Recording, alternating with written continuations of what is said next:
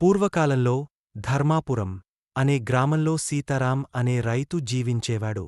ఆయన చాలా నిజాయితీ గల మనిషి. ఒక పేద కుటుంబం భార్య, 2 పిల్లలతో సంతోషంగా జీవించేవాడు.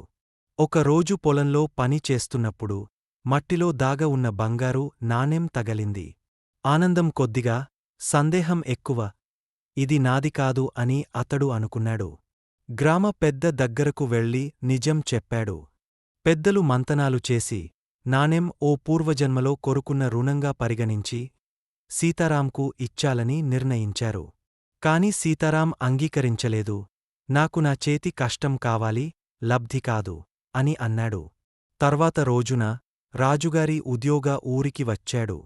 ఎవరు నిజాయితీగా ఉన్నారో తెలుసుకోవాలని ఆయన పరీక్ష చేశాడు. సీతారాం కథ విని అతన్ని రాజగారి భద్రతా అధికారిగా నియమించాడు. సీతారాం తన ధర్మంతో రాజధానిలో స్థానం సంపాదించాడు. కాని తన నీతిని ఎప్పటికీ వదలలేదు. నీతి నిజాయితీ ఎప్పుడూ గెలుస్తుంది.